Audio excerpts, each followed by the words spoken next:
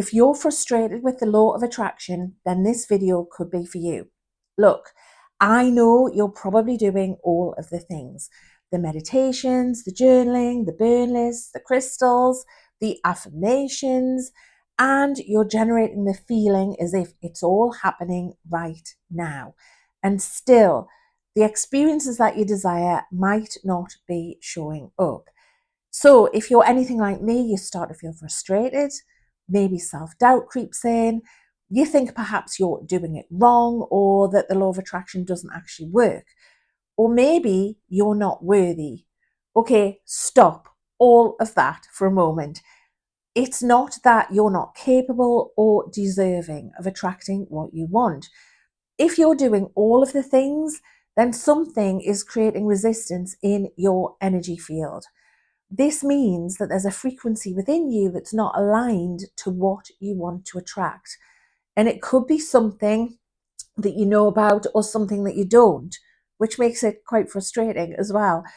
This, of course, is the difference between conscious and unconscious. So when you're aware of something, it's in your conscious awareness and you can work on it because it's there, front of mind.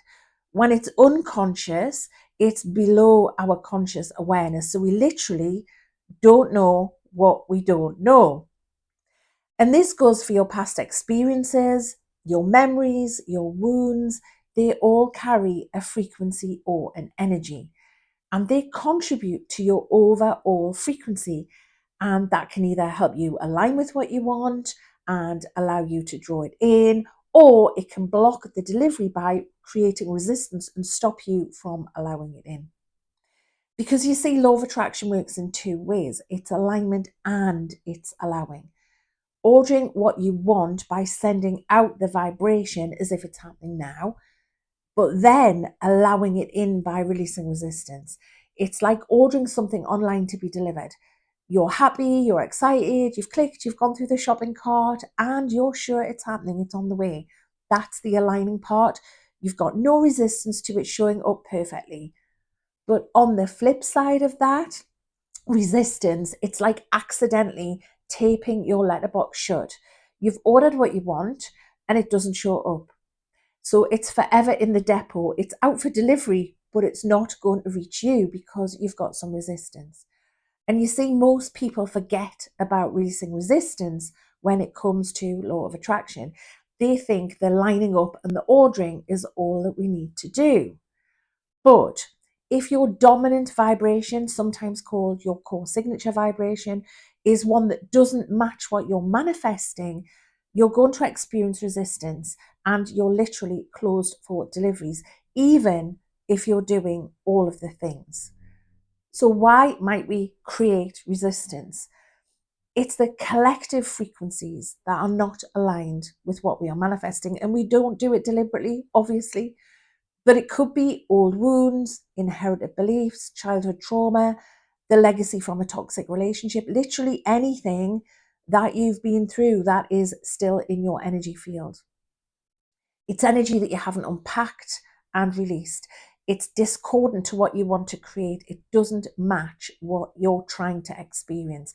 And if you're still holding on to that energy, it means that your frequency, even though you're doing your meditation every day, you can't overcome what's in your dominant vibration.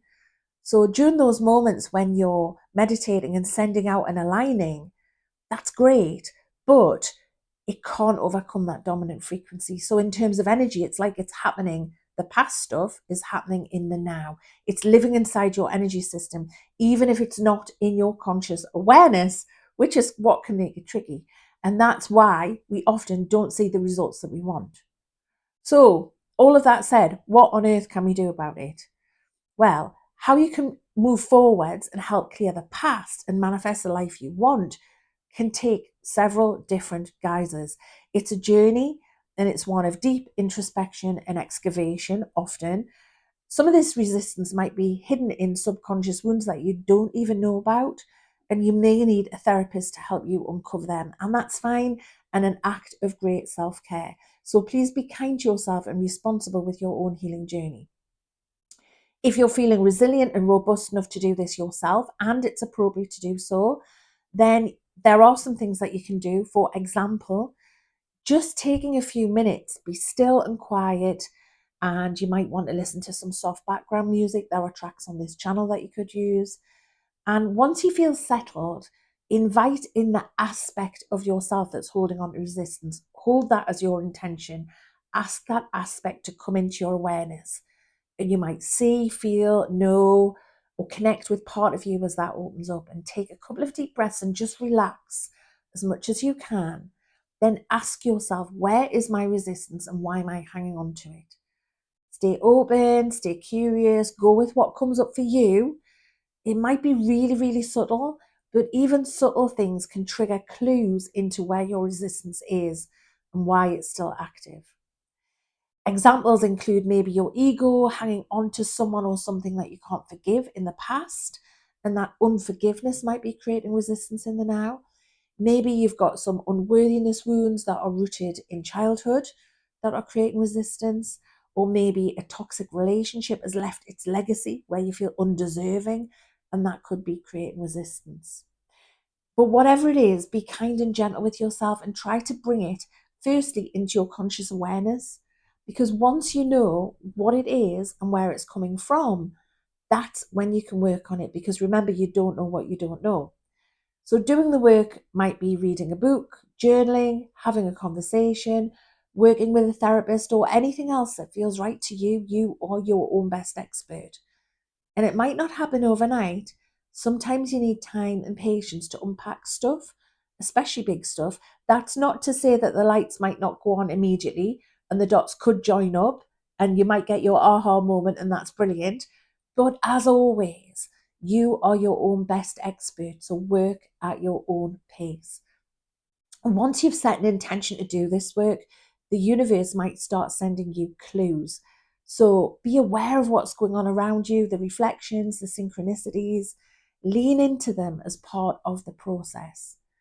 That's what people call doing the work. It's healing your past, clearing the energy that it carries, and helping you to feel better in the present, whilst also raising your vibration and releasing that resistance. And you can do it. The more we do, the more we can experience the love, abundance, and awesomeness that we came here for. And in case you forgot, or in case you've got something in your energy field saying that you aren't worth this, you totally are, and that is not true. That is a fact. You are totally worth creating the life that you want. So borrow my belief in you, please, and lean into the process of releasing resistance as part of your law of attraction process. If you'd like some help with this, there's a link below that will include a guided meditation that can assist you to line up with a future version of you, so the you that you want to experience. And there's also some information on my amazing life-changing membership, Life and Soul Academy. It could be the perfect time for you to check it out and join people from all over the world that are healing, growing, expanding, and of course, manifesting as well. As always, only take what you need from this and keep shining.